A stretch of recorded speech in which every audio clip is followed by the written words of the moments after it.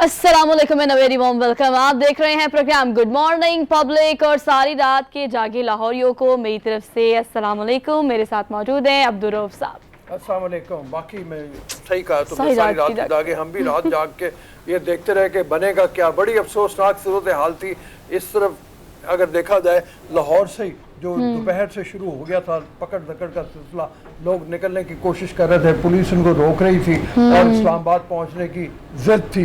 रास्तों में जगह जगह कंटेनर्स लगे हुए थे, रुकावटें थी। फिर एक फैसला आया सुप्रीम कोर्ट की तरफ से, सुप्रीम कोर्ट का फैसला आया। सुप्रीम कोर्ट के फैसले में ये कहा गया कि उनको H9 की ग्राउंड में जलसा करने की इजाज़त दे दी जाए, रुकावटें ना रखी जाएं। और उसके नतीजे में वहाँ पहुँच कर लोग इस्लामाबाद, सर आप इस्लामाबाद में वो वहाँ जाने की बजाय वो फिर एंटर हो गए। सर ये देखिए एंट्रेंस पे मैं बात कर रही हूँ। हमने कहा कि लाहौर सारा रात जागता रहे, तो लाहौर में भी कुछ नहीं था, इस्लामाबाद में था। सर इमरान खान चूंकि कल पेशावर में मौजूद थे, वहां से सर उनको हेलीकॉप्टर के जरिए सवाबी पहुंचाया गया।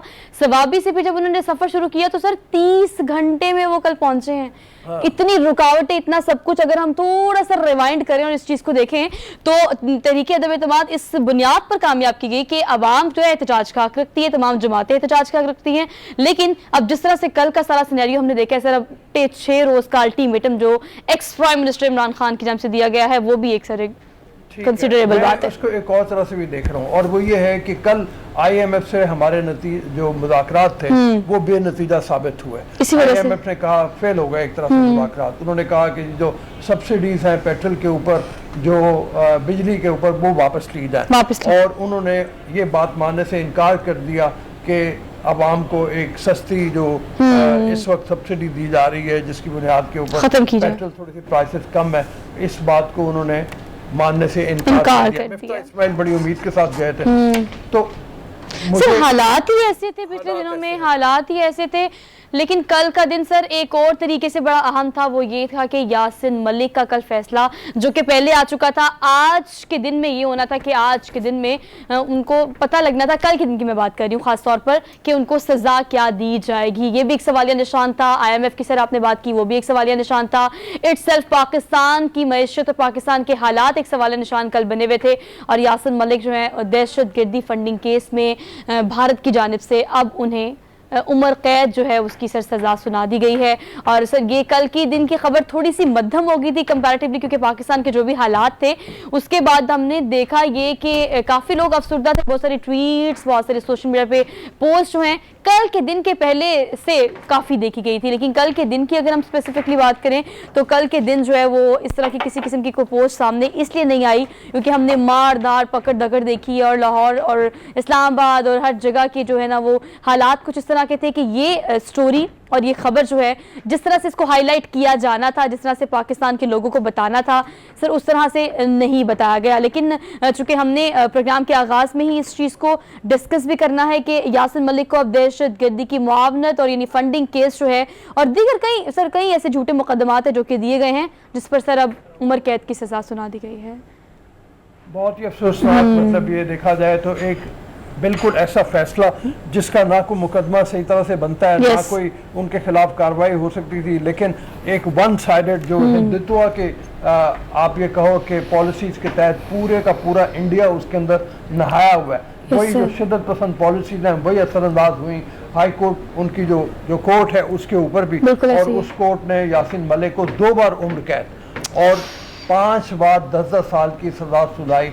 और यासिन मलिक से कहा गया, उन्होंने कहा कि मैं कुछ सवाल पूछना चाहता हूँ।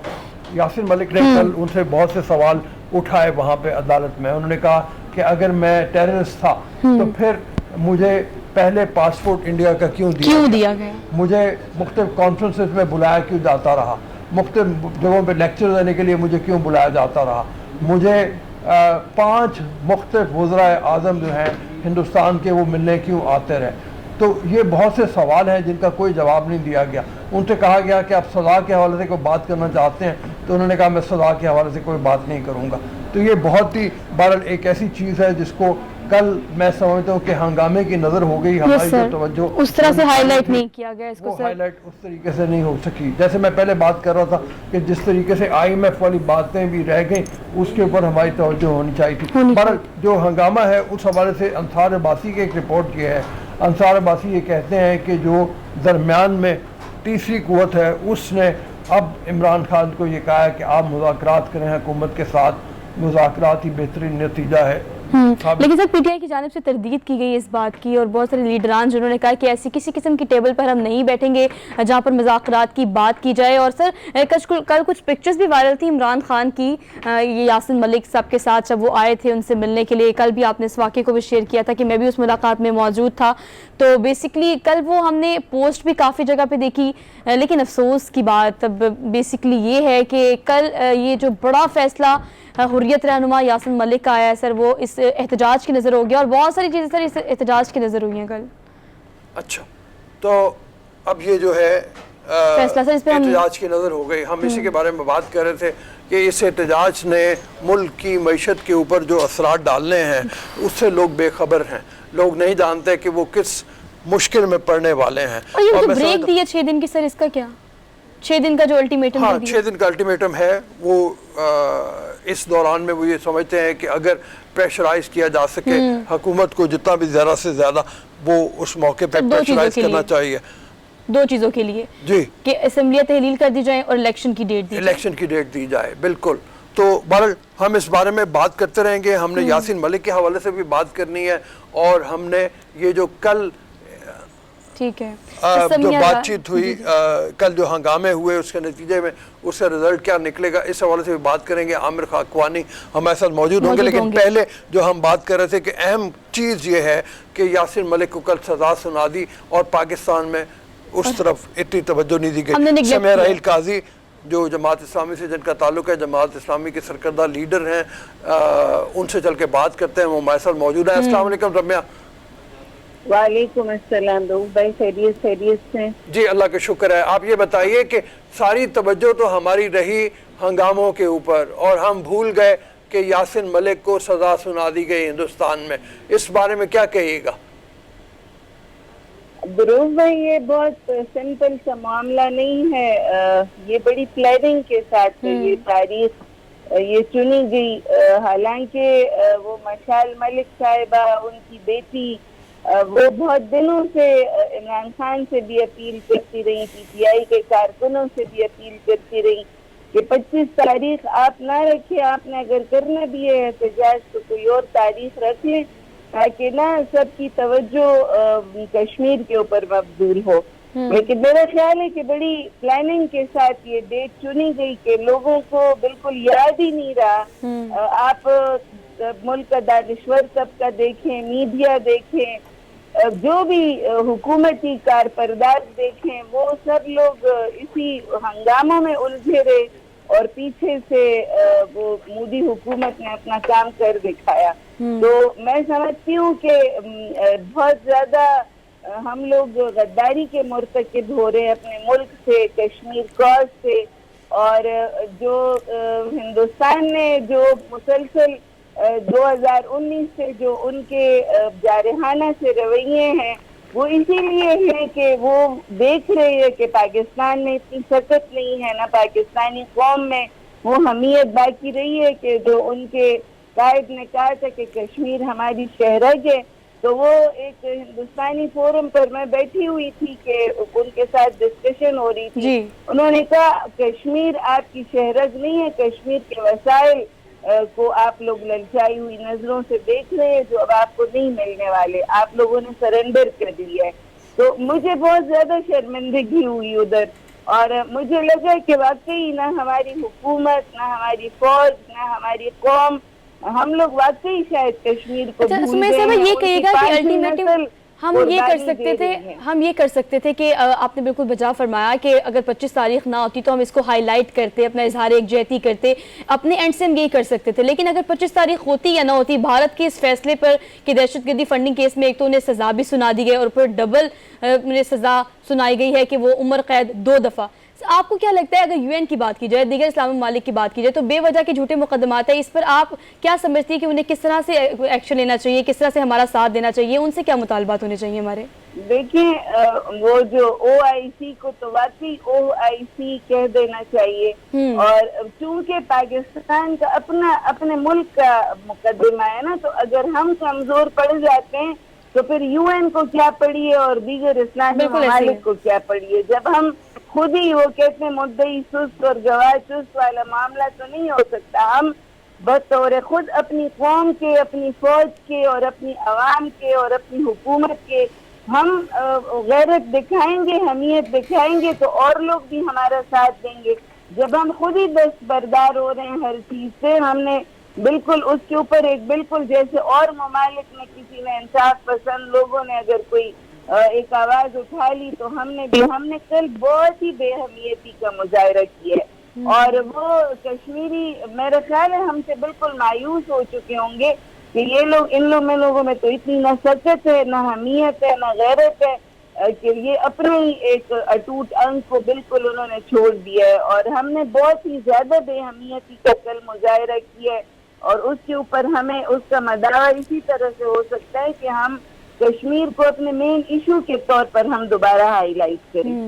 अच्छा, आपने जैसे कहा कश्मीर को दोबारा मेन इशू के तौर पे हाईलाइट करें। एक ऐसा मुल्क जो जकड़ा हुआ है कर्जों में, बिल्कुल ब्रिंक पे है दिवालिया होने के, वो करे क्या? मतलब उसको साथ साथ क्या ये नहीं चाहिए कि अपनी मईशत को ठीक करे, अपने मामलात को सही करे?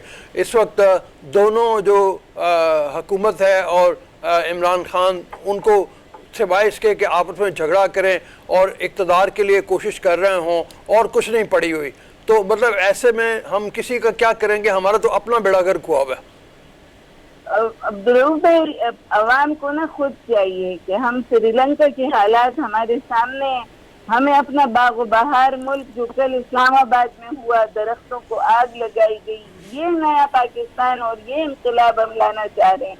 अवाम को खुद आंखें खोलनी चाहिए कि हमें मिलजुल कर हमें इन रहनुमाओं के पीछे नहीं लगना जो हमें रहबरी नहीं कर रहे बल्कि हमसे मंजिल को दूर कर रहे हैं। हमें अवाम को खुद चाहिए कि वो दोबारा इकट्ठी हो और मुत्तहिद हो। हम इन रहनुमाओं के पीछे जो कोई किसी के ऊपर चोरी का इल्जाम है और किसी के ऊपर बर्बादी का इल्जाम है, हमें किसी से भी खैर की उम्मीद नहीं है। एक नाअहल है और दूसरे करप्ट हैं, तो इन सब लोगों को छोड़कर हमें अवाम को नहीं एक मंजिल का हमें पता करना चाहिए कि हम, और जमात इस्लामी मैं कहती हूँ कि पूरी अवाम को चाहिए कि जमात इस्लामी को एक मौका दें। हमारी जैसी दयानतदार टीम किसी के पास भी नहीं है। इतने अरसा हो गए ना हमारे ऊपर अल्हम्दुलिल्लाह कोई करप्शन का दाग है, अहल टीम है। मेरे जान कहते थे बेटा दयानतदारी हुकूमत चलाने के लिए सबसे बड़ी अहलियत है, और जब वो आ जाए तो हमें चाहिए कि हम सब दोबारा इकट्ठे हों इस मुल्क के लिए, इस कौम के लिए।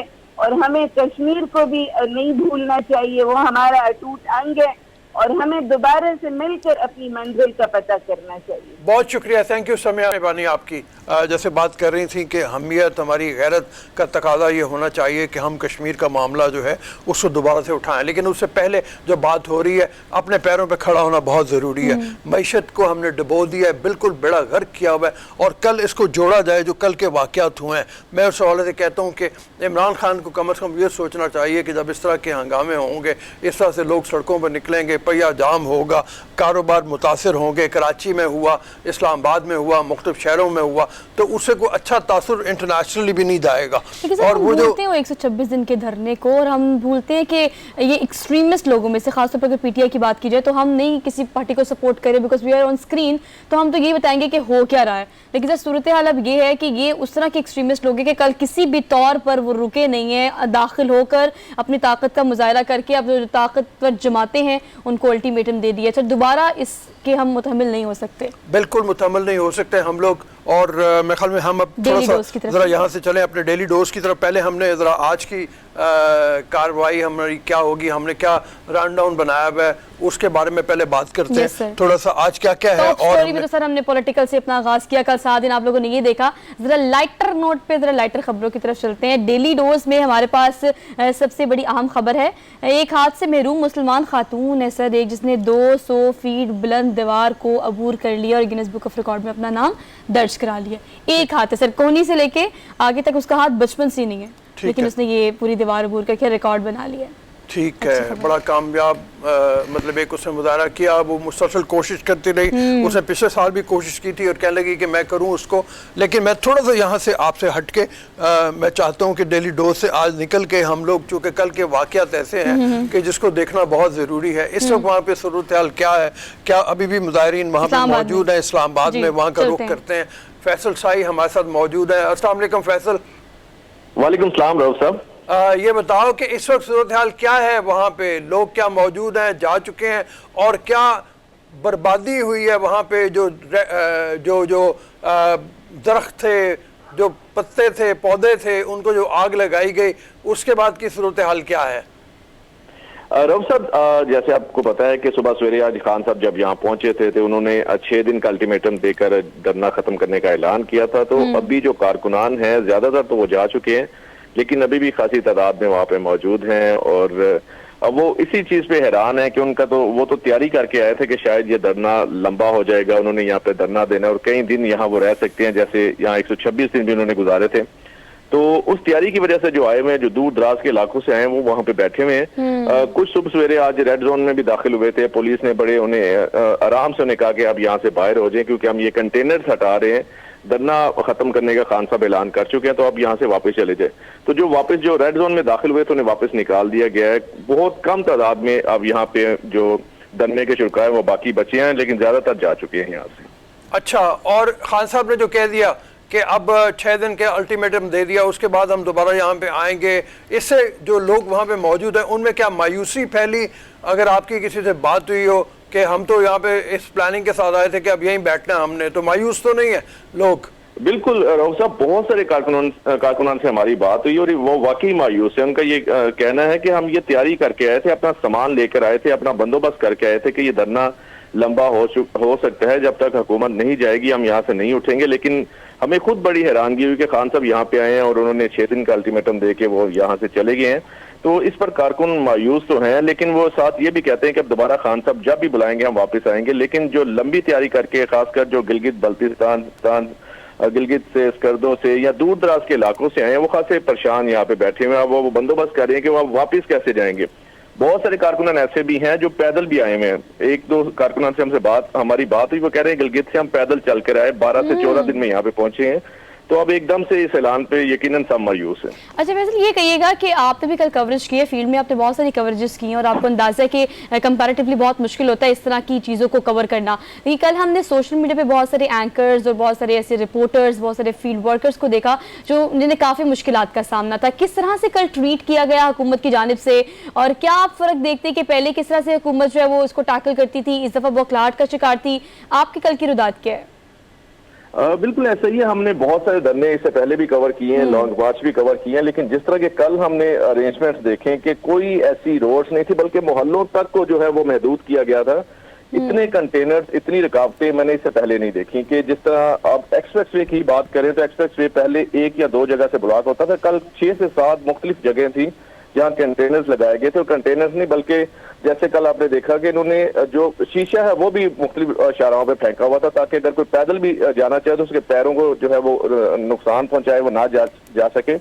तो इस्लामाबाद के जो मरकजी दाखिली और खारजी रास्ते तो ब्लॉक किए थे। इसके अलावा जगह जगह जो शाहराहें थी जिनसे इनको हल्का सा भी डाउट था कि यहाँ से कोई जो कारकुन जा सकते हैं, उनको भी ब्लॉक किया गया था। इतनी बड़ी तादाद में कंटेनर्स मैंने इससे पहले इस्लामाबाद में नहीं देखे। लेकिन उसके बावजूद जो लोकल कारकुन थे वो जाने की कोशिश करते रहे, लेकिन उसके साथ साथ इन्होंने पकड़ दकड़ भी इस कदर ज्यादा की, लोगों के घरों पे छापे मारे। Okay, thank you so much. आपने बताया कि कल वहाँ पे क्या सूरत हाल थी। एक्सप्रेस वे तक को भी टोटल ब्लॉक किया हुआ था, दाखिली खारजी रास्ते बंद थे। अब जो कारकुनान वहाँ पहुंचे उनका आगे क्या प्लान होगा, इस हवाले से भी हम मजीद बात करेंगे। एक हमने छोटी सी ब्रेक लेनी है, हम वापस आते हैं। Keep watching good morning public. जी अस्सलाम वालेकुम दोबारा जी। ब्रेक के बाद, ब्रेक पे जाने से पहले हम बातें कर रहे थे इस हवाले से कि कल का जो धरने की बात की गई थी वो धरना तो नहीं हुआ। सुबह सवेरे जब इमरान खान पहुंचे, फैसल साहब हमें बता रहे थे कि बेशुमार कारकुन जब वहाँ पहुंचे हुए थे वो इस बात से मायूस नजर आए कि इमरान खान ने ऐलान कर दिया कि यहाँ से वापस घरों को जाएं। लेकिन हम इस बारे में बात करें कि ये जो सारा कुछ हुआ इतनी रुकावटें हुकूमत ने डाली, इमरान खान वहाँ पहुँचे, इमरान खान के लोगों ने भी कुछ थोड़ा सा कानून अपने हाथ में ले लिया। जहाँ उनको कहा गया था सुप्रीम कोर्ट के ऑर्डर के मुताबिक जलसा करें, वहाँ वो नहीं पहुँचे, वो डी चौक की तरफ आ गए। यहाँ पे आके कारकुनों ने आग लगाई, बहुत सी जगहों को, ग्रीन बेल्ट्स को जला दिया, नुकसान काफ़ी हुआ। 3 जो लोग हैं पीटीआई के वो मारे भी गए। हासिल क्या हुआ? क्या इससे कुछ हासिल भी हुआ है या नहीं हुआ? एक ऐसे वक्त में जब मुल्क में इंतशार फैला हुआ है, मुल्क में एक ऐसी सूरत हाल है जो मईशत के लिए बहुत बुरी है, ऐसे में क्या मुज़ाकरात ही रास्ता नहीं है कि दोनों पार्टियां बैठ के मुज़ाकरात हल करें? क्या इमरान खान इसके लिए तैयार होंगे? क्या हुकूमत इसके लिए तैयार होगी? बिल्कुल भी नहीं। इस हवाले से बात करेंगे। आमिर खाकवानी सीनियर एनालिस्ट हैं, हमारे साथ मौजूद हैं। अस्सलाम वालेकुम आमिर। जी वालेकुम सलाम जनाब। आमिर, यहीं से सवाल करें कि ये जो सारा कुछ हुआ, क्या इससे कुछ हासिल भी हुआ है?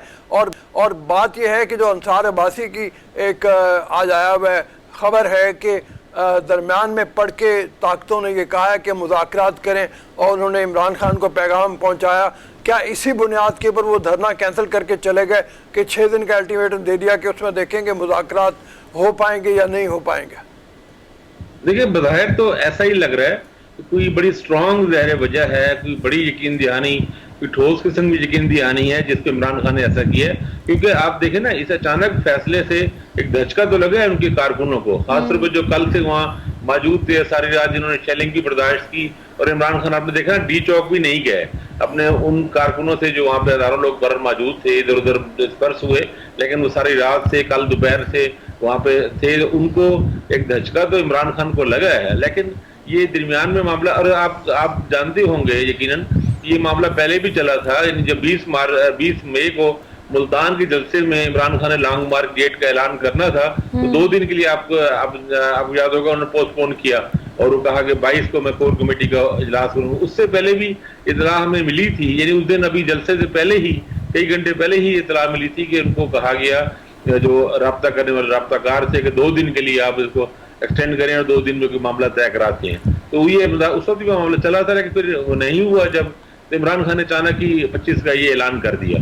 तो ये मामला बीच में कहीं ना कहीं पे चल रहा है, और मेरा ख्याल है कि अगले चंद दिनों में, आप 2-3 दिनों में शायद देखेंगे कि हुकूमत के हवाले से कोई चेंज आएगी। क्योंकि बाप का जो पार्टी, उसकी भी विड्रॉ करने की खबर आ रही है, शायद एमक्यूएम की भी हो। अगर ऐसा हो तो वैसे मेजॉरिटी वैसे खत्म हो जाएगी हुकूमत के पास, और फिर IMF के साथ भी एग्रीमेंट उस तरह नहीं हुआ जो एक्सपेक्ट किया जा रहा था। अब अगले हफ्ते होता है, और मेरे ख्याल है पेट्रोल प्राइस बढ़ाए बगैर एग्रीमेंट मुमकिन नहीं होगा। तो हुकूमत भी ये बोझ नहीं उठाना चाहती कि पेट्रोल के 25-30 रुपए या 40 रुपए या उससे ज्यादा पेट्रोल महंगा करना, बिजली महंगा करके जो पूरी एक लहर होगी उसकी सियासी कीमत नहीं अदा करना चाहती। तो मेरा ख्याल है अगले चंद दिनों में इस हवाले से कोई ब्रेक थ्रू कह लें या जो भी कह लें वो होगा। यानी अगर इसके बगैर कोई वजह या कोई दलील नहीं है, क्योंकि इमरान खान जब चले थे वो भी, और रास्ते में भी वो बिल्कुल ऐसे था कि जिस तरह वो धरना देंगे और ये ऐलान कराए बगैर वापस नहीं लौटेंगे। तो ये दरमियान में नेगोशिएशन मामला चलते रहे, और मेरा ख्याल है कि ऐसी यकीन दहानी गारंटियर बीच में ऐसे हैं जिससे इमरान खान ने फैसला किया, जो एक तरह से सुसाइडल एक तरह डिसीजन है। यानी अभी अचानक बिल्कुल ये खत्म करना तो एक सियासी झटका है। अगरचे इमरान खान का जो फॉलोअर्स हैं वो इस तरह के हैं कि उतना जल्दी मायूस नहीं होते, खासतौर पर जिनके स्ट्रांग फॉलोअर्स हैं, वो इमरान खान पर काफी ट्रस्ट लेवल काफी ज्यादा अच्छा है। लेकिन फिर भी एक बड़ा धचका तो बहरहाल पहुंचता है पार्टी को। काफी मायूस नजर आए हमें वो कारकुनान जो वहाँ पर मौजूद थे कि हम 6 दिन की तैयारी करके आए, और हम इस तैयारी से आए थे कि ये 126 दिन का धरना जो उसका सेकंड सेशन हो सकता है, इसलिए हम तो काफी मायूस हैं। ऑल्दो हमारे रिपोर्टर्स हमें इन्फॉर्म कर रहे हैं। सर, आप ये कहिएगा कि अल्टीमेटम जो 6 दिन का दिया उसके साथ 2 चीजें ऐड की हैं उन्होंने। एक ये कि असेंबलियां तहलील की जाए, दूसरा ये कि इलेक्शन की तारीख दी जाए। तो निगोसिएशन में आपको क्या लगता है कि हुकूमत या अगर थर्ड पार्टी भी इन्वॉल्व है तो किस तरह से इन 2 बातों पर निगोसिएशन की जा सकती है? देखिए, अब ये तो आसान है ना। अगर मतलब मैंने जिस तरह कहा कि अगर इस वक्त एक रुकन की उनको अक्सरियत हासिल है, एक एमक्यूएम की एक रुकन इंतकाल हो गया था, 2 वोटों की अक्सरियत से, यानी 2 वोटों को 174 वोट मिले थे ना शहबाज शरीफ साहब को, तो इस वक्त 173 वोटों की उनके पास है।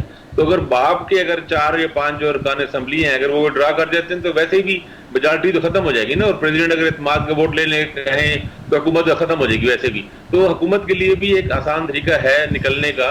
तो मेरे ख्याल है अगले चंद दिनों में कोई ना कोई ये निकाला जाएगा। इलेक्शन की डेट ही होगी, और मेरा ख्याल है 3 महीने तक मौसम ज़ाहिर है, जो 3 महीने तक निगरान हुकूमत बनती है, अगर वो मुमकिन है 1 महीने एक्सटेंड हो जाए, अगर इलेक्शन जाके अक्टूबर नवंबर में बनता है तो ये सूरत हाल कोई इस तरह का ही बनेगा। बाकी आपने कहा कारकुनों की मायूसी का देखें, वो ठीक है कि लोगों का 6 दिन के लिए तैयार होके हैं, लेकिन आप उनका तस्वीर करें ना, जो सारी रात इन्होंने जागते गुजारी और आज सुबह की शेलिंग में गुजारी और कल से 24 घंटों से वो हैं, तो वो उनको मैं कहीं ना कहीं रिलीफ का भी एहसास होगा, चलो ठीक है हम वापस जाएं। लेकिन बहरहाल कुछ लोग ये सोचेंगे ना कि अगर ये करना था तो हमें इतनी तकलीफ क्यों सहनी पड़ी, इतने जतन क्यों आए, हम इतने जतन क्यों हुए। तो लेकिन अल्टीमेटली एक अच्छी बात बहरहाल इसमें से नेगेटिव बात जो है ये है कि ये सारा कुछ अगर ये बेसूद था तो ये क्यों किया गया। लेकिन अच्छी बात ये है कि जो क्राइसिस था वो रिजॉल्व हो गया। आप देखिए ना, फौरी तौर पे तो सूरत हाल बहुत टेंस हो सकती थी, आज किसी टाइम टकराव का भी चांस हो सकता था। कारकुन जा रहे हजारों लोग दोबारा इमरान खान के साथ आए हैं, काफी बड़ा कार्रवाई इनके साथ था और पहले से लोग भी मौजूद थे। तो हुकूमत के साथ कुछ टकराव होता है, खुदा न खुदा जाने जाती हैं, या जिस तरह इमलाक को नुकसान हुआ, जिस तरह कल ग्रीन बेल्ट और जलाई गई, अगर शेलिंग वगैरह जब इमरान खान का अगर कंटेनर डी चौक पॉइंट था उस पर शेलिंग होती तो रिएक्शन लोगों को ज्यादा शदीद होता कारकुनों का, फिर मुमकिन है पुलिस पे हमले होते, पुलिस वैन जलाई जाती, तो सूरत हाल बहुत बढ़ जानी थी, कशीदा हो जानी थी, खराब हो जानी थी। तो वो जो एक बहुत जो हाई लेवल था वो अचानक नीचे आया है। तो ये तो एक अच्छी बात हुई है कि एक क्राइसिस जो है ना फौरी तौर पर रिजॉल्व हो गया है। अगरचे 6 दिन बाद की इनका थ्रेट मौजूद है इमरान खान का, लेकिन बहरहाल 6 दिन है, 6 दिन में काफी कुछ बीच में हो सकता है। और ये भी है कि 6 दिन के बाद भी 2-4 दिन आगे पीछे हो सकते हैं, क्योंकि उसके बाद बजट आ जाएगा। बजट भी मेरे ख्याल में 4-5-6 जून को पेश हो जाना है, तो वो मुमकिन है इस तरह का थोड़ा सा टाइम निकल है। कुछ बुरहान का हल, जैसा भी आपने शुरू में बात की कि अल्लाह करे कि ये बैठकर एक पीसफुल तरीके से, पुरअमन तरीके से मसला हल कर लें तो बहुत अच्छी बात है। देखें ना, अगर उसे हमें ये बतौर नेशन हमें ये मैच्योरिटी का मुजाहरा करना चाहिए कि हम अपना हर बुरहान ये जंगो जदल पे और सर पटोल पे और लड़ाइयों पे क्यों ले जाएं। उस मामले को हम बैठ कर निगोसिएशन के जरिए हमें हल करने की आदत डालनी चाहिए। मैच्योर जो नेशंस होती हैं, समझदार कौमें होती हैं, वो अपने मसले ऐसे हल करती हैं।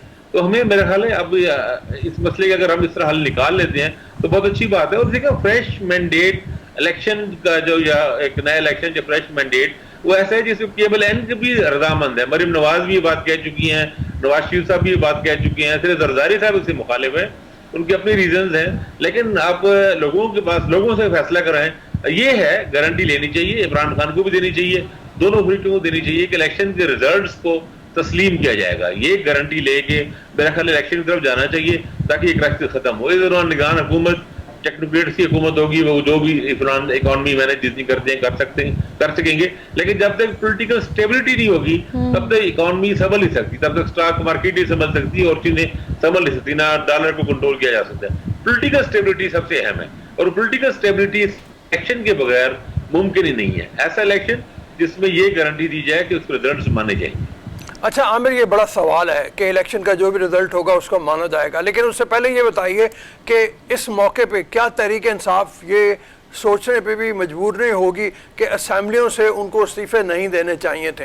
ये जो क्राइसिस हुआ है, या अगर जैसे गवर्नमेंट इस वक्त डिस्टेबलाइज हुई है, या MKM और बाप के हवाले से होता है कि वो उनके यहाँ कोई नाराज़ी है, तो इस मौके के ऊपर या और भी मामलात के हल के लिए अगर ये असेंबलियों में मौजूद होते तो ज़्यादा बेहतर तरीके पे अपनी बात कर सकते थे।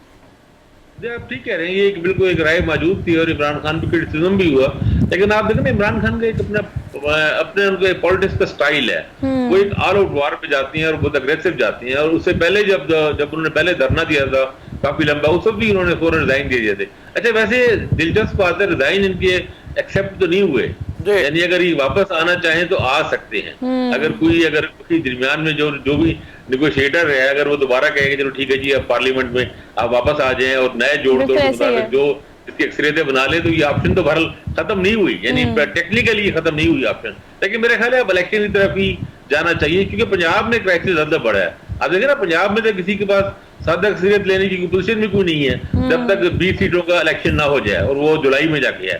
इट मीन्स कि तकरीबन 2 महीने तक, एटलीस्ट तकरीबन 2 महीने बनते हैं। 14 जुलाई को शायद इलेक्शन कमीशन ने डेट दी है। तो पंजाब का क्राइसिस तो वैसे ही बड़ा है, वो तो है ही ना।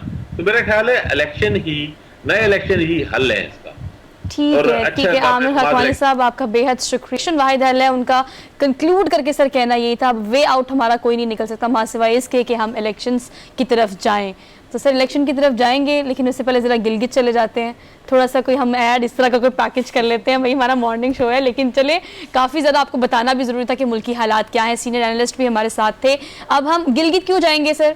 चेरी का जो फल है वो पककर तैयार हो गया। अच्छा, हाँ जी। तो बड़ा मजे का होता है। मैंने तो गिलगित में फिर मैं कहूंगा मैंने जाके और फिर मैं कहूंगी सर आप बहुत घूमते हैं, बल्कि दरख्तों से तोड़ के खाया हुआ बड़ा मजे का होता है। अच्छा। खैर मतलब अल्लाह करे इसी तरह का सब्र का फल लोग जो है सब्र की तरफ जाएं और जो इसको जोड़ लेते हैं। और जैसे चेरी का फल मीठा होता है उस तरीके से सब्र का फल ये करें तो वो भी मीठा हो और पाकिस्तान के हालात तो इसका बेहतर हो। प्रोसेस लेकिन क्या अभी होता है चलते हैं, अभी चल के चेरी देखो पैकेजिंग हमने बनाया हुआ है, रिपोर्ट के प्रोसेस क्या होता है, कैसे दरख्तों से इसको निकाल कर किस तरह से प्रोसेस करके मार्केट में भेजा जाता है। Have a look.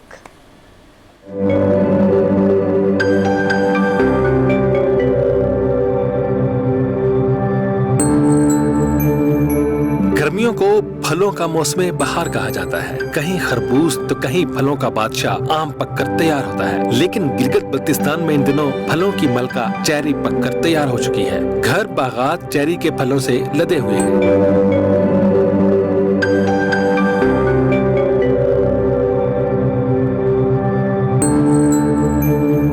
इस खूबसूरत और मीठे फल को कोई दरख्त से उतार रहा है तो कोई डब्बे में पैकिंग कर रहा है। इस फल से बागबान से लेकर ताजर और पैकिंग करने वाले मजदूर तक सभी रोजगार मिलने पर खुश हैं। हुकूमत हमारे साथ कोई ताउन करे क्योंकि हम इसको एक्सपोर्ट करें। एक्सपोर्ट करने के बाद जो है बहुत सारे फायदा होगा, जमींदारों का भी फायदा होगा और व्यापारियों का भी फायदा होगा। चेरी अपने रंग में जितना खूबसूरत है उतना ही लजीज भी है। यहाँ तैयार होने वाला फल मुल्क भर की मार्केट तक पहुँचाया जाता है। चेरी का फल पकने पर सबसे ज्यादा खुशी बागबान को होती है, क्योंकि साल भर की मेहनत की कमाई से उसे अपने घरेलू अखराजात पूरे करना होते हैं। मेरे पास इस वक्त कोई 70 के करीब चेरी है, तो इसी से ही हम साल के अपनी आमदनी खाने पीने, तालीमी अखराजात और सेहत के हवाले से जो हमारे मसाइल दरपेश होते हैं इसी से हम पूरी कर लेते हैं। चेरी के फल की बैरूने मुल्क तक रसाई मुमकिन हो तो ज्यादा से ज्यादा ज़र मुबादला कमाया जा सकता है। कैमरा टीम के हमरा तारिक राना, पब्लिक न्यूज, गिलगित।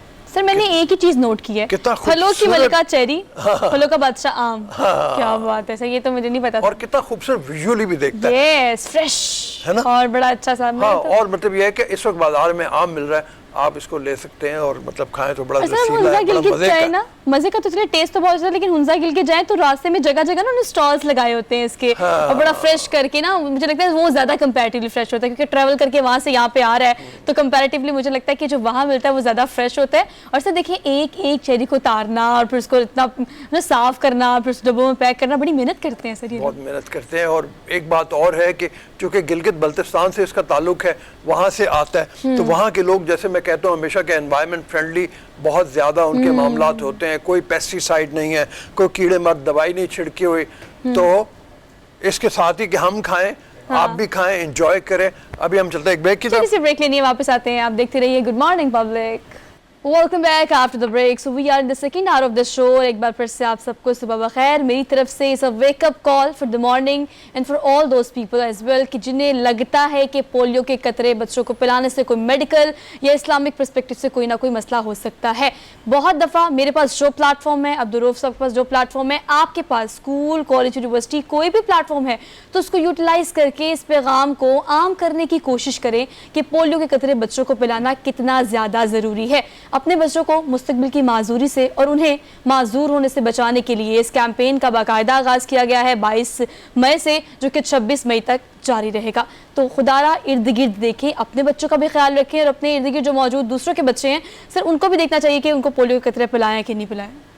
जी बिल्कुल। और इस हवाले से मतलब जो कैंपेन है वो स्टार्ट हुई है। जगह जगह जाके जो लोग हैं वो पोलियो के कतरे घर घर पिला रहे हैं। इसका बहुत फ़ायदा है। इसके बारे में तमाम ऐसी चीज़ें ये जो कही जाती हैं कि इसका नुकसान है, इसके अंदर कोई मिलावट है, इम्यूनिटी ख़त्म हो जाती है, या इससे कोई आपके कमज़ोरी ऐसी हो जाती है वाकया जिस्म के अंदर जो आपके निज़ाम को ख़राब करती है, या ये हलाल नहीं है। ये तमाम बातें सिर्फ आप इनको ऐसी समझें कि अफवाहों की तरह से हैं, इनके ऊपर तवज्जो नहीं देनी आपने। हमारे साथ doctor Ammar Anwar neuro surgeon है, यूनिवर्सिटी ऑफ लाहौर से उनका ताल्लुक है। उनसे चल के बात करते हैं इस हवाले से कितना अहम है पोलियो के कतरे पिलाना। मैं ख्याल डॉक्टर साहब इसी से शुरू करते हैं कि ये जो कैंपेन शुरू हुई है। Thank you for having me.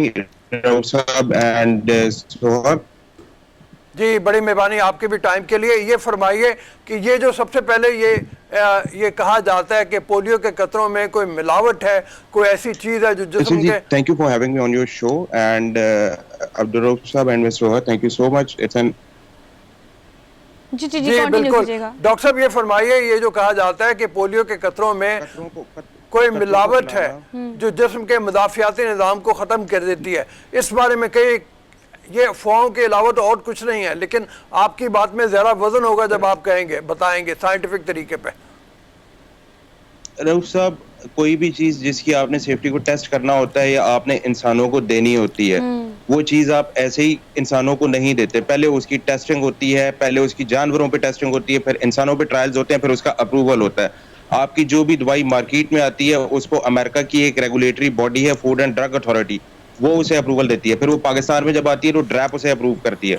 Polio vaccine has been approved for the last 50 years, पिछले 50 सालों से अप्रूव्ड है, बल्कि इससे भी ज़्यादा टाइम हो गया। 1950 से ये अप्रूव्ड है, 70 ईयर से ये इंसानों के लिए सेफ है। जहां तक ये बात है कि इसमें मिलावट है या इससे मुदाफ़ियाती निज़ाम ख़त्म होता है, तो ये तमाम बेबुनियाद अफवाहें हैं। मैं इससे ज़्यादा इस वैक्सीन की सेफ्टी पे क्या बात करूं कि ये वैक्सीन। जी बिल्कुल, आप जैसे फरमा रहे थे कि इससे ज़्यादा क्या बात कि ये वैक्सीन दुनिया में अक्सर ममालिक में इस्तेमाल हुई और अक्सर ममालिक में इसके कामयाब इस्तेमाल की वजह से पोलियो के जो खतरात हैं वो बिल्कुल ख़त्म हो गए और अब सिर्फ 2 मुल्क ऐसे रह गए हैं, अफगानिस्तान और पाकिस्तान, जहाँ पे ये ख़तरा मौजूद है। जी डॉक्टर साहब, अभी मैं खान डॉक्टर साहब ये फरमाइए कि पता है कैसे डॉक्टर साहब जब बात उन्होंने शुरू की ना, तो सर उन्होंने ये कहा कि ये एम्बिग्विटी जो हमारे माशरे में ना, हम सुपरस्टिशियस लोग हैं कि कतरे पिलाएंगे नहीं सर, लेकिन वो मार्क अक्सर लोग लगा लेते हैं। आपने नोटिस किया होगा ना कि हमने पिला दिया है। अच्छा, मैं कल कहीं पढ़ रही थी कि आप एक से दूसरी बार बच्चे को कतरे पिला देंगे तो इसमें कोई कबाहत नहीं है, इसमें कोई मसले वाली बात नहीं है, बच्चे के लिए अच्छी बात है। ये मिसकंसेप्शन भी हमारे माशरे में पाया जाता है कि अगर 2 बार कतरे पिला देंगे तो खुदा न खासा कोई नुकसान तो नहीं हो जाएगा। डॉक्टर अमार एक बार फिर से हमारे साथ, उनका कनेक्शन बहाल हुआ है। डॉक्टर अमार, अगर आप सुन पा रहे हैं तो बताइएगा कि एम्बिग्विटी को मुआशरे में दूर करना बड़ा जरूरी है कि हम बड़े सुपरस्टिशियस से लोग हैं। हम कहते हैं कि जी कोई खानदानी मसला हो सकता है, इस्लामिक पर्सपेक्टिव से भी हम कहते हैं कि खुदा ना खास्ता कोई मसला ना हो जाए, लेकिन अब तक पाकिस्तान को पोलियो फ्री बनाने में हम बुरी तरह नाकाम रहे हैं। इसके पीछे क्या वजूहत है? हमें किस तरह से इस चीज़ को इंडोर्स करना चाहिए कि अब सबको कतरे पिलाना चाहिए? मेरे ख्याल में कनेक्शन अभी भी हमारा नहीं हो पा रहा, कनेक्शन जब हो जाएगा तो इन सब की मैं बहुत दफ़ा ऐसे सेंटर्स में गया हूँ जहाँ पे बहाली माजूरा की बात होती है, यानी यहाँ रिहेबिलिटेशन सेंटर है, काफ़ी सेंटर्स हैं। वहाँ जाके हमने देखा है जैसे बच्चे वो आते हैं ना, एक पैर से लंगलाते हुए बैसाखियों के ज़रिए, या जिस्म उनका पूरा लागर हुआ होता है, उस वक्त एहसास होता है कि ये कितनी बड़ी एक तरह की लानत है, एक बीमारी जो अगर किसी को लग जाए तो उसका मुदाफ़ियाती निज़ाम किस तरह से ख़त्म होकर उसके लिम्स नाकारा हो जाते हैं और वो तमाम अपनी ज़िंदगी के लिए माजूरी की हालत में गुजारता है। उसका कोई मुस्तकबिल भी नहीं होता, चूँकि माँ बाप उसको अक्सर, जो गरीब लोग हैं वो उसका इलाज नहीं करवा पाते, उसकी रिहेबिलिटेशन नहीं हो पाती और उसको छोड़ आते हैं मांगने के लिए या सर ज़रा सी वालिदैन की कोताही बच्चे को उम्र भर के लिए माजूर बना देती है। तो हम बार बार इस चीज़ को इंडोर्स करने का मकसद ये कि चले हम तो एक सेगमेंट कर रहे हैं अपने शो में, ये सेगमेंट हो जाएगा, डॉक्टर से हम बात करेंगे, सेगमेंट इज़ डन, लेकिन आपको सेल्फ रिस्पॉन्सिबिलिटी का मुजाहिरा करना पड़ेगा, ख़ासतौर पर वालिदैन को। बच्चे बल्कि अब तो इतना आसान हो गया अब्दुल रऊफ साहब के घर आके आपके डोर स्टेप पे टीम जो है वो आपको पोलियो के कतरे पिलाती है।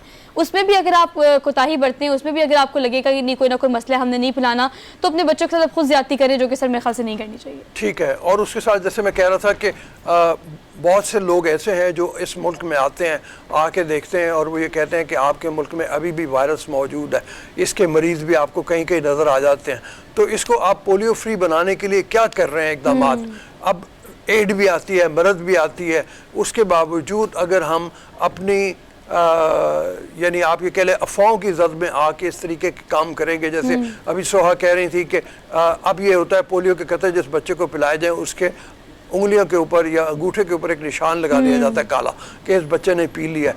अगर आप जाली तरीके से निशान लगाएंगे और आप बच्चे को पोलियो के कतरे नहीं पिलाएंगे तो आप ये समझिए कि पूरी उम्र के लिए आपने बच्चे को एक ख़तरे में धकेल दिया है। मैं जैसे पहले बात कर रहा था कि सिर्फ 2 मुल्क ऐसे रह गए, अफ़गानिस्तान और पाकिस्तान, जहाँ पे पोलियो का जो ख़तरा है वो अभी भी मौजूद है। तो उस ख़तरे से निकलने के लिए हमें अब ऐसे इक़दाम करने हैं जहाँ पे आगे बढ़ के हम कैंपेन का साथ निभाएं। कैंपेन का साथ निभाने के लिए ज़रूरी है कि डोर टू डोर जो कैंपेन चल रही है, जहाँ पे रज़ाकार, जहाँ पे हेल्थ वर्कर्स आपके इलाके में आते हैं, और आप ये देखो कितने अफसोस की बात है कि उनको काम करने के लिए साथ में सिक्योरिटी चाहिए होती है। बहुत से इलाके ऐसे हैं हमारे जहाँ पे आप KPK में जहाँ पे आसान नहीं है सर ख़वातीन का जाना, कि टीम का जाके बच्चों को कतरे पिलाना। अगर वो इतनी मेहनत करते हैं, जाते हैं, इस चीज़ को मुमकिन बनाते हैं कि आपके बच्चों को माजूरी से बचाने के लिए पोलियो के कतरे पिलाएं, तो सर हमें भी कोऑपरेट करना चाहिए। बिल्कुल, मैं यही बात कह रहा हूँ ना। अब जब सैंपल्स लिए जाते हैं पानी के तो पता चलता है कि बहुत से इलाकों में, उसमें पंजाब भी शामिल है, कि जहाँ पे पानी के सैंपल्स में, गंदे पानी के अंदर पोलियो के जो वायरस है वो मौजूद होता है। तो इसका मतलब ये है कि उस वायरस का खात्मा नहीं हुआ। और अब और अफ्रीका के कई ममालिक ऐसे हैं जो पाकिस्तान से गिला करते हैं कि जी आपकी वजह से हमारे मुल्क में ये ख़तरा बढ़ रहा है। तो हमें हर सूरत में इसका तदारुक करना है, हर सूरत में से बचना है, हर सूरत में इसे निकलना है। ज़िंदगी में आप ये देखो, आपने भी पिए होंगे पोलियो के कतरे, मैंने भी पिए होंगे, वैक्सीनेशन हमारी पूरी हुई है, हम दोनों तंदुरुस्त हालत में आपके पास बैठे हुए। कल मैं बात कर रहा था एक बच्चे से, वो कहने लगा कि ये जो कहा जाता है, हमारे लोग बात कह रहे हैं कि जी पोलियो की वजह से इंसानी मर्दानगी कम हो जाती है। ये भी बिल्कुल एक सर ख़वातीन के बारे में ये कहा जाता है, आपकी बात को सेकंड कर रही हूँ, ख़वातीन के बारे में कहा जाता है कि पोलियो के कतरे पिलाने से बच्चों को आगे ख़ानदानी मसाइल भी हो सकते हैं, इस तरह की बहुत सारी चीज़ें। डॉक्टर साहब हमारे साथ एक बार फिर से मौजूद हैं। डॉक्टर साहब welcome to the show once again. कहिएगा, बड़े सारे मिसकंसेप्शन है, हमने काफ़ी चीज़ों को तो डिस्कस भी कर लिया है, कैसे इस मिसकंसेप्शन को हम दूर कर सकते हैं अपने माशरे से कि पोलियो के कतरे पिलाएं अपने बच्चों को माजूरी से बचाने के लिए? जी चलें, पहली बात तो ये कि सोहा एंड सॉरी मेरा कनेक्शन डिस्टर्ब हो गया था, बट द फर्स्ट थिंग, जब let's talk on the past, we are very very superstitious people. जब लाउड स्पीकर आया था, ज्यादा पुरानी बात नहीं है, कोई 50 साल पुरानी बात होगी, पाकिस्तान में आया था तो इसको शैतान का बाजा कहा गया था। जब टीवी आया था तो कहा गया था कि ये एक शैतानी इजारा है, इसे देखना मना है। कैमरा आया था तो कहा गया था कि ये जनाब, मतलब इस तरह की चीजें। पोलियो के कतरों के बारे में भी ऐसे ही कहा गया। हम लोग चेंज को एक्सेप्ट नहीं करते, ये बहुत मुश्किल काम होता है। पहली चीज ये कि हम लोगों को एज अ नेशन इस चीज को रियलाइज करना होगा कि हमें एज अ नेशन मूव करना है। पोलियो की इरेडिकेशन मेरे कतरे पीने से खत्म नहीं होगी, आपके कतरे पीने से खत्म नहीं होगी, ये पूरी नेशन कतरे पिएगी, बार बार पिएगी, फिर ये इरेडिकेशन होगी। क्योंकि पोलियो एक ऐसी खतरनाक बीमारी है जो मिनटों में लगती है। बंदा छींक दे, पोलियो ट्रांसफर होता है। बंदे के किसी इन्फेक्टेड पेशेंट का फीकल मैटर आगे आ जाए, पोलियो ट्रांसफर हो जाता है। 2 हफ्ते तक कोई भी बंदा जिसको पोलियो हुआ हो वो इन्फेक्टिव होता है, वो आगे ट्रांसफर करता है, और लोग इस चीज को रियलाइज नहीं करते। इसमें जहां तक आपकी बात है कि मर्दाना कमजोरी हो जाती है या इनफर्टिलिटी का इशू होता है या कोई और प्रॉब्लम्स होते हैं, ये सारी मिसकंसेप्शंस हैं। जब पोलियो वैक्सीन आई थी तो उस वक्त जिस बंदे ने इन्वेंट किया था, उसने सिर्फ इस मिसकंसेप्शन को दूर करने के लिए अपने आप को पहली पोलियो वैक्सीन पिलाई थी, खुद पी थी उसने सबके सामने। उस बंदे का नाम जॉन साक था, ठीक है। सब ये पोलियो वैक्सीन इंतहाई सेफ है जो आपको दी जा रही है। लोग इसकी कदर इसलिए नहीं कर रहे कि ये मुफ्त में आके डोर स्टेप पे पिलाई जा रही है। जब लोगों को इस बात का पता चलेगा कि उनको वीकनेस हो रही है, मजदूरी हो रही है, और उनको अस्पतालों के जाके धक्के खाने पड़ेंगे और पैसे लगा के वैक्सीन पिएंगे ना, तो फिर लाइनें लगी होंगी अस्पतालों के बाहर। ये मुफ्त में दी जा रही है, इसलिए लोग कदर नहीं कर रहे। अच्छा ठीक है, ये बताएगा मुझे कि मुफ्त में दिए जाने का एक तो बहुत सारा, हमें बहुत सारी एक पूरी टीम होती है जो कि जाती है डोर स्टेप्स पर और खुद जाके बच्चों से कहती है कि पोलियो कतरे पिलाए। वालिदैन को बाजू का तो कन्विंस करना पड़ता है। अच्छा, एक ये कॉन्सेप्ट भी है कि 2 दफ़ा या 3 दफ़ा कतरे नहीं पीने चाहिए या नहीं पिलाने चाहिए। एक दफ़ा पी लिए तो बच्चे बाजू का भूल जाते हैं या वालिदैन भूल जाते हैं, दूसरी बार भी पिला देते हैं। क्या इसमें कोई मसले वाली बात तो नहीं है? कोई मसला नहीं है, कोई इशू नहीं है। इस पे ये होता है कि पोलियो वैक्सीन की एक इम्यूनिटी होती है जो कि उसने डेवलप करनी होती है over the period of time, ठीक है। और अगर आप वो उस पे इम्यूनिटी उसकी एक पीरियड तक रहेगी, उसके बाद उसकी एक पीरियड तक रहेगी, उसके बाद खत्म हो कोई मसले वाली बात नहीं है, दो नहीं, दफा कोई पिला खतरे वाली सकते बात नहीं है। अगर आपने गलती से 2 दफा भी पिलवा दी है तो भी ऐसा कोई मसला नहीं है। लेकिन ना पीना जो है वो ज़्यादा खतरे वाली बात है। हमारा कनेक्शन अभी दोबारा मतलब कोशिश करते हैं डॉक्टर वहाँ से मिला लें। ये भी आई थी कि इंटरनेट बंद करने लगे हैं। हाँ। कि इंटरनेट का जो मसला है ना, इससे मुझे एकदम से ख्याल आया कि सर वो कल कह रहे थे, खबरें गर्दिश करना शुरू हो गई कि पूरे मुल्क का इंटरनेट बंद कर देंगे। सर इंटरनेट बंद कर दिया तो फिर हमारा क्या होगा? डॉक्टर्स लाइन पे लेने हैं और इसके अलावा हमने तो इतना काम करना होता है इंटरनेट से।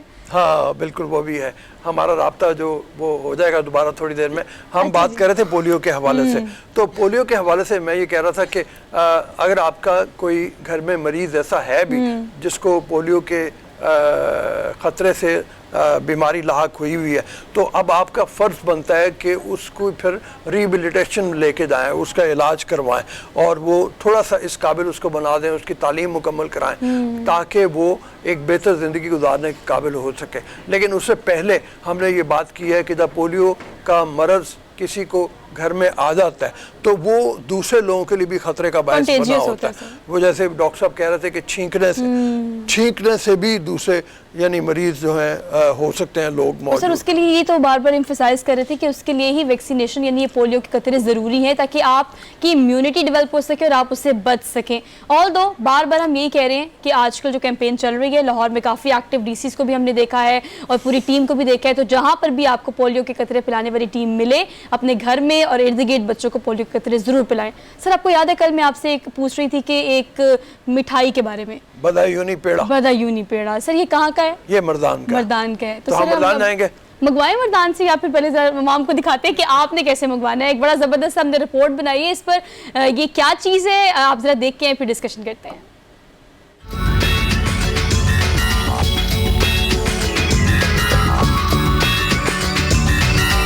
पाकिस्तान के अक्सर इलाके अपनी सौगात के लिए मशहूर हैं। इसी तरह जब मर्दान का नाम लिया जाता है तो साथ बदायूनी पेड़ों का जिक्र जरूर किया जाएगा। बदायूनी पेड़े मर्दान की मशहूर सौगात है। बदायूनी पेड़ों की मकबूलियत की वजह से लोग इन्हें बैरून मुमालिक भी अपने दोस्तों को जरूर भेजते हैं। 1950 में महमूद अली खान के आबा-ओ-अजदाद ने हिंदुस्तान के शहर बदायून से मर्दान आकर बदायूनी पेड़ों का कारोबार शुरू किया और रफ्ता रफ्ता इसकी मांग में इजाफा होता चला गया। बदायूनी पेड़े खालिस खोए और चीनी से तैयार किए जाते हैं। और ये मेरे वाले साहब ने महमूद अली ख़ान ये तकरीबन 72-73 साल पहले बदायूनी के नाम से काम शुरू किया और मर्दान में, और अल्लाह के फजल से लोगों ने बहुत ज़्यादा पसंद किया।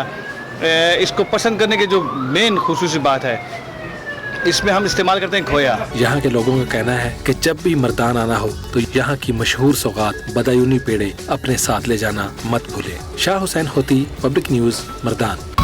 सर मुझे यकीन है इस बात का कि आपने खाया होगा। मैंने ये नहीं खाया, ये इत्तेफाक की बात है। हालांकि मर्दान में बहुत दफा गया हूँ, ये नहीं है कि मैं मर्दान नहीं गया, लेकिन ये नहीं खाया।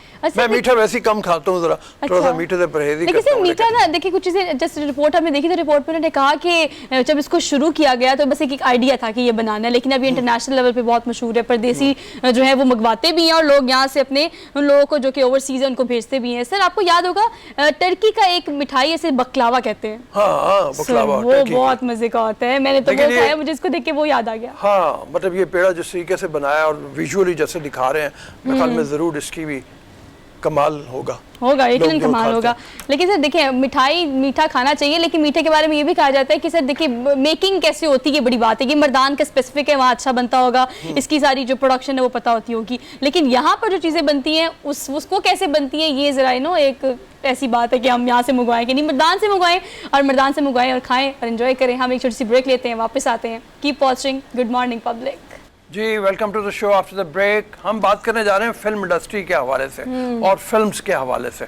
एक ज़माना हो गया कि हमारी फिल्म इंडस्ट्री ज़बूं हाली का शिकार है।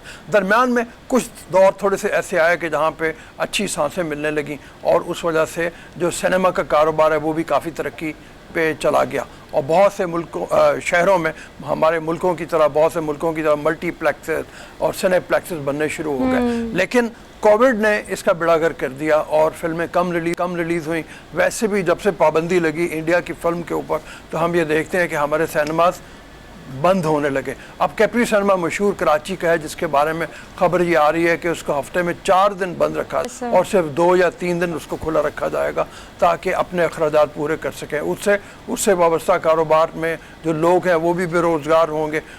और मसाइल क्या हैं, हमारे साथ राशिद ख्वाजा साहब मारूफ फिल्म मेकर हैं, उनके साथ चल के बात करते हैं इस हवाले से। अस्सलाम वालेकुम ख्वाजा साहब। अस्सलाम वालेकुम जनाब, वेलकम टू द शो। एक मुझे फिल्म याद आ रही है सर को देख के सर को देख के फिल्म याद आ रही है आपको?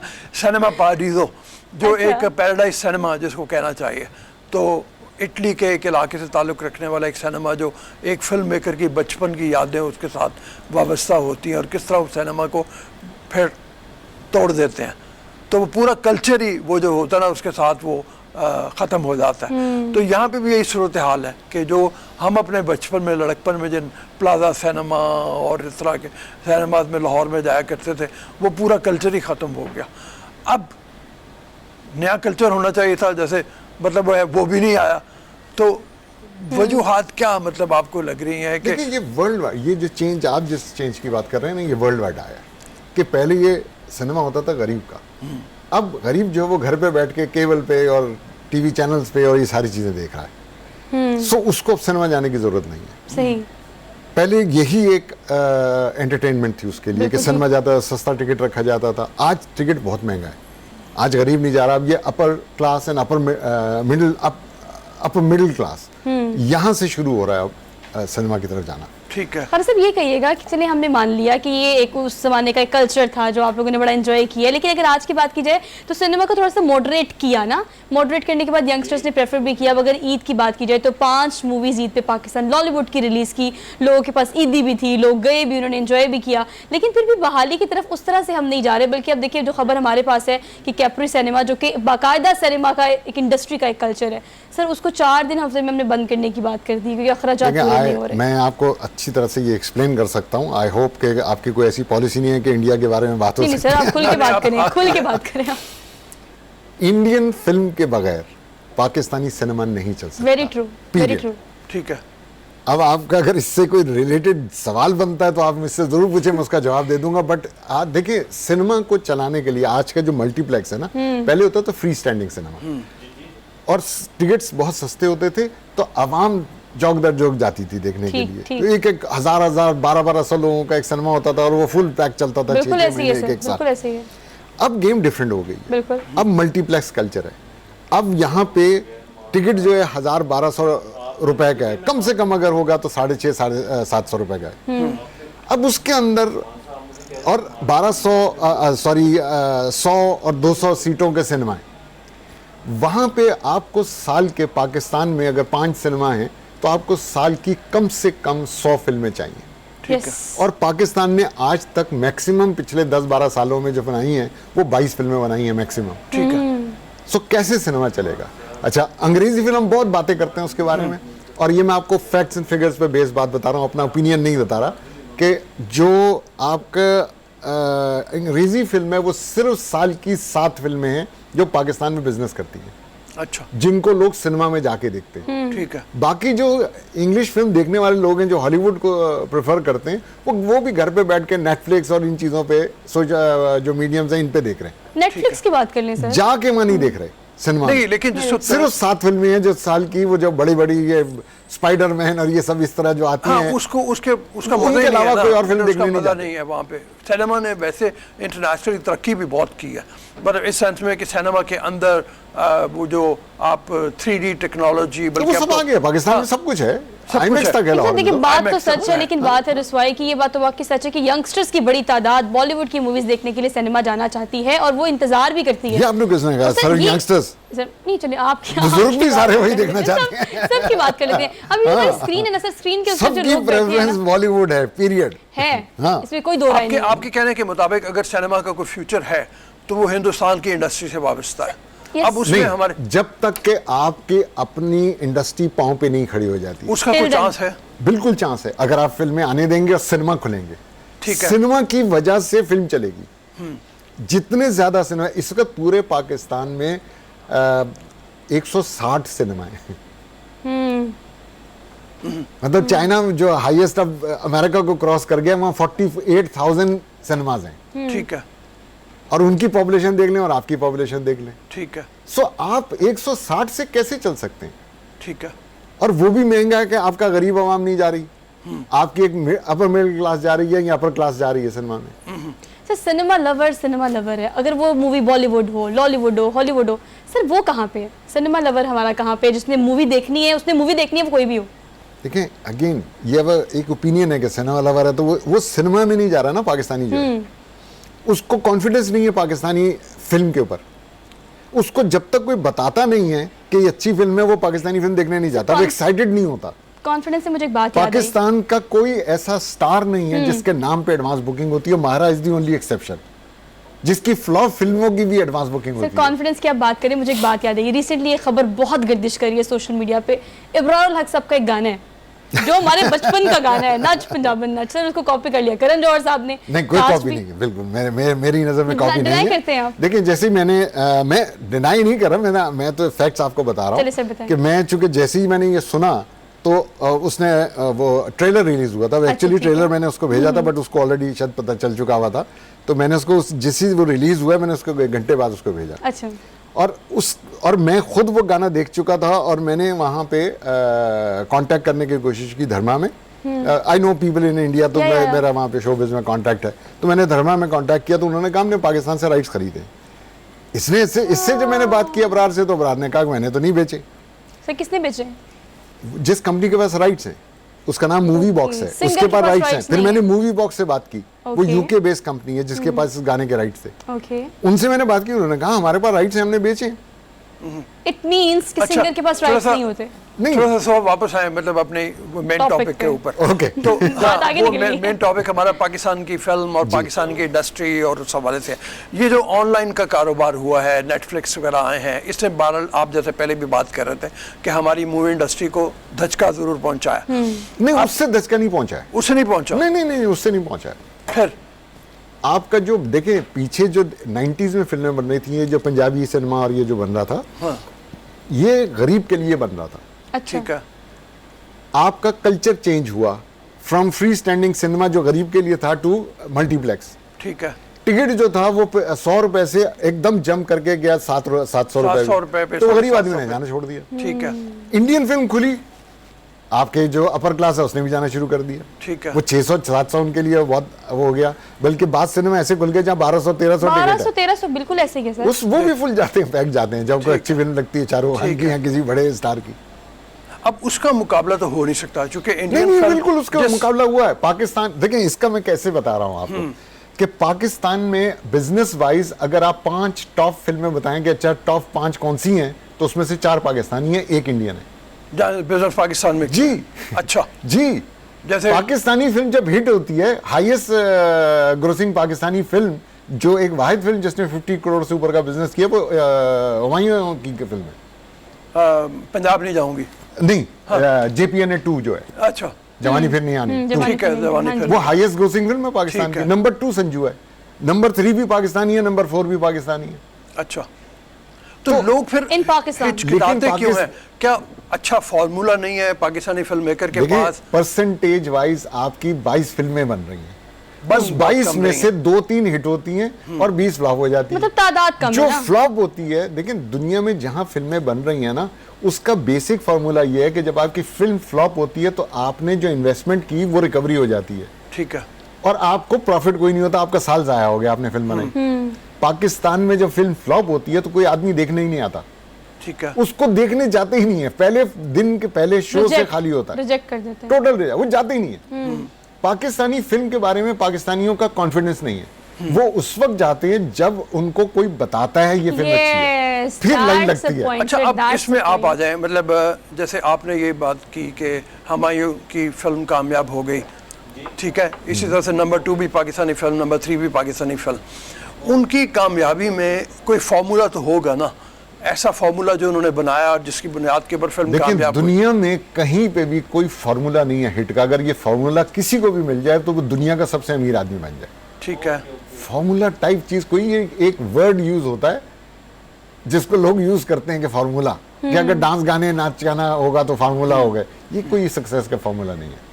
बहुत अच्छे गानों वाली, म्यूजिक वाली फिल्में। सर हम अगर बॉलीवुड मूवीज को देखें, देखिए हमारा मकसद उनको इंडोर्स करना नहीं है। अगर बैन किए तो बहुत सारी वजूहात हैं और बहुत सारी हमने चीज़ें देखी हैं भारत की तरफ से, इसी वजह से हमें बैन करनी पड़ेंगे। लेकिन टैलेंट और एंटरटेनमेंट को हम डिनाई नहीं कर सकते, उनकी मूवीज़ में वो सारा कुछ होता है।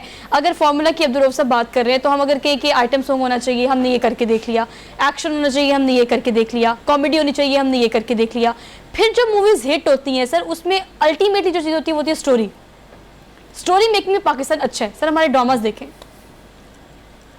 देखें, हम टीवी के, अब तो अगला इनिशिएटिव ये भी है कि हम टीवी के ड्रामास दिखाए जाएंगे वहाँ पे। नहीं है इसलिए इतना ज्यादा अच्छा नहीं है सर अब दिखाए जाएंगे भारत में, अब तो ये डिसीजन इंडिया में वो आगे नहीं है ना कि आपके कंपटीशन किसके साथ है। जब एक आया वहां से अपना उर्दू में डब करके उसने मुसीबत डाल दी पाकिस्तान में, तो ऐसा नहीं है कि आपके पास कोई ऐसा फॉर्मूला है कि भाई अगर आप ड्रामा बनाएंगे तो हिट होंगे। अब लोगों को अवेयरनेस है, अब दुनिया देख रहे हैं आप, क्योंकि ऑनलाइन हो गया, आप घर बैठे आप देख रहे हैं, ऑनलाइन हो गया ना सब कुछ ऑनलाइन। कितना फर्क पड़ा है सर इस ऑनलाइन होने से, ऑनलाइन रिलीजेस? अवेयरनेस बढ़ी है। अच्छा, पहले अवेयरनेस नहीं थी, आज अवेयरनेस बढ़ी। अब आपको अच्छी चीज ही चाहिए, आप वही देखेंगे। अब आपको ये पता चल जाता है अगर बुरी फिल्म है तो आप नहीं जाते। और आप देखें पाकिस्तान में जब फिल्म फेल होती है तो कोई आता ही नहीं है सिनेमा में। अच्छा, ये 5 फिल्में जो ईद पे रिलीज हुई थी, मेरे ख्याल में 5 की 5 फ्लॉप हो गई जी। 5 की 5 किसी ने कारोबार नहीं किया। एक्चुअली 6 हुई थी, 2 पंजाबी थी, 4 उर्दू की थी। अच्छा ठीक है, और कोई भी कामयाब नहीं हुई। नहीं तो कामयाब नहीं हुई, मतलब उसमें से एक आप एवरेज कह सकते हैं, लेकिन मेरे ख्याल में उसकी भी रिकवरी बड़ी मुश्किल होगी एंड में जाके ऑनलाइन चीजें बेच बाज के, तो फिर वो शायद रिकवरी। इंडिया में तो ये होता ना कि जिस वक्त उनकी फ्लॉप भी फिल्म हुई, जैसे आप ही कह रहे हैं, तो मतलब उसको टेलीविजन नेटवर्क ने किसी ने खरीद लिया, वहाँ पे यहाँ पाकिस्तान में टेलीविजन नेटवर्क भी खरीदते नहीं है। वो कहते हैं हम आपकी प्रमोशन कर देंगे, आप हमें राइट्स दे दें। इस टाइप की हर बात में हम लोग चालाकियां जो है ना वो चीजें हमने इजाद की हैं, जो दुनिया में कहीं प्रैक्टिस नहीं होती, हम वो पाकिस्तान में। इससे क्या डिस्करेज हुआ है फिल्म मेकर बहुत ज्यादा, जिसकी बुनियाद के ऊपर कम फिल्म? बहुत बड़ा रोल पाकिस्तानी चैनल्स का है कि सारे चैनल जो हैं, एक फिल्म हम की है तो दूसरा कोई चैनल उसको प्रमोट नहीं करेगा, जियो की है तो दूसरा कोई नहीं करेगा, वो खुद ही करते रहते हैं। भाई हर आदमी तो एक चैनल नहीं देख रहा ना, आज आप मल्टीपल चैनल्स देख रहे होते हैं बैठे हुए। अब उस मल्टीपल चैनल में प्रमोशन, इंडिया में सब चैनल्स पर प्रमोशन हो रही होती है, कोई चैनल रुकता नहीं है कि दूसरे की फिल्म है तो मैं नहीं करूंगा। यहाँ पे हर चीज में प्रोडक्शन में भी चैनल आ गया है, यहाँ डिस्ट्रीब्यूशन में भी चैनल आ गया है, और वो इस तरह से कंट्रोल कर रहे हैं कि एंड में राइट्स उनके पास आ जाते हैं, जो प्रोड्यूसर है उसको कुछ नहीं मिल रहा। ठीक है, अच्छा अब जरा थोड़ी सी सजेशन भी दीजिएगा कि मतलब इम्प्रूवमेंट के लिए क्या किया जाए, क्या क्या आपके ख्याल में चीजें होनी चाहिए? अब तो बात इम्प्रूवमेंट की रही नहीं है। अगर हमने इंडियन फिल्म नहीं खुली, ये अगर गवर्नमेंट तक पहुंचा सकते हैं, मेरी बात तो पहुंचा दे और किसी से वेरीफाई कर स्क्रीन पहुंचा देगी। मैं जो कह रहा हूँ ये मैं इसके पीछे स्टैंड कर रहा हूँ, और मैं आपको 100 टाइम प्रूव कर सकता हूँ। आपके पास अभी इतना टाइम नहीं होगा कि मैं और आपको इसके सबूत दे सकूँ कि सिनेमा क्यों बंद होगा। ठीक है, 2023 में पाकिस्तानी फिल्में भी खत्म होंगी, क्योंकि जितनी फिल्में पीछे से कोविड की वजह से फंसी हुई थी वो सारी अब रिलीज हो रही है, और आपकी अभी तक सारी बुरी फिल्में रिलीज हो गई हैं। अब जो बेहतर फिल्में हैं वो ईद और उसके बाद रिलीज होंगी, बिकॉज आपका जो सितंबर अगस्त के अंदर रमजान मुहर्रम है, और उसके बाद सितंबर अक्टूबर नवंबर, ये 3 महीने क्लियर हैं पाकिस्तानी फिल्मों के लिए। तो जितनी बड़ी फिल्में हैं वो सारी इसमें रिलीज होंगी, जो मारा खान की और फवाद की और जो इन सारों की जो बड़ी फिल्में हैं,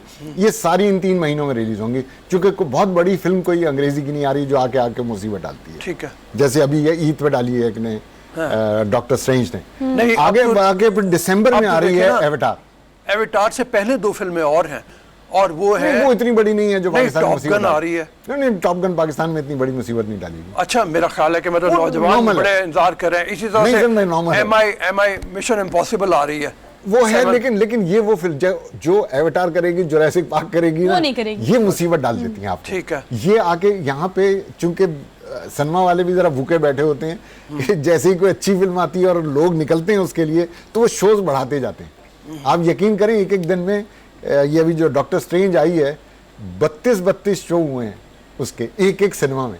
अच्छा, मतलब मल्टीपल सिनेमा स्क्रीन है ना, तो हर स्क्रीन में 4, 5, 6 शो हो रहे हैं, और 5 और आ रहे थे लोग, तो 2, 3, 5 दिन में उन्होंने 7 करोड़ कर लिया, ये पहले वीकेंड पे। अगर हम आपकी सारी डिस्कशन को कंक्लूड करें तो क्या ये वाहिद हल है पाकिस्तानी सिनेमा को बचाने के लिए कि अब इंडियन मूवीज पे बैन हटा देना चाहिए? ये वाहिद नहीं है, this is the only one. Okay sir. इसके बगैर नहीं है।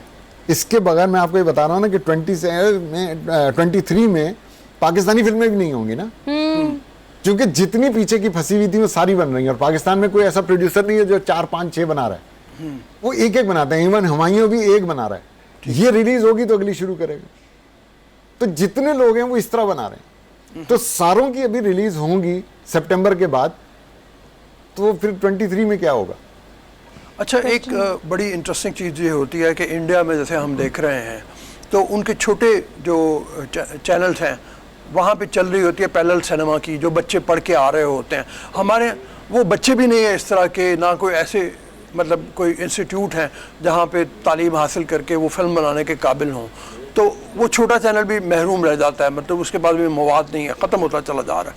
तो उस हवाले से करेंगे, मतलब ये है कि बहुत अरसे से बात हो रही है कि एकेडमी बनाई जाए जहाँ से बच्चे निकलें, पता नहीं आपके हर यूनिवर्सिटी पढ़ा रही है, वो नहीं, वो यूनिवर्सिटी कुछ नहीं पढ़ा रही तो फिर इंस्टीट्यूट बनाएंगे वहाँ पे, ये गवर्नमेंट थोड़ी करती है। प्रोड्यूस क्या इंडिया में भी सारे मतलब गवर्नमेंट जो है वहाँ पे एक इन्वॉल्व होती है।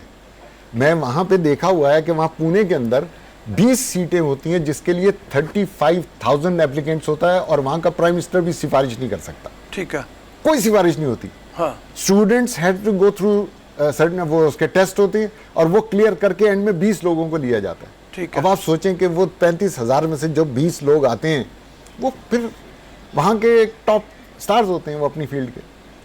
सर सोल्यूशन क्या लगता है और आपको? पढ़ाने वाले भी वहाँ के सीनियर लोग जो रिटायर हुए हैं वो पढ़ा रहे हैं जी। वो ऐसी नहीं सड़क से उठ के आ गए कि भाई पैगाम क्या देंगे डायरेक्टर्स को, फेल है और वो पढ़ा रहा है डायरेक्टर्स पाकिस्तान को, में। प्रोड्यूसर्स को, एक्टर्स को, फिल्म इंडस्ट्री की बहाली के लिए क्या पैगाम देंगे आप?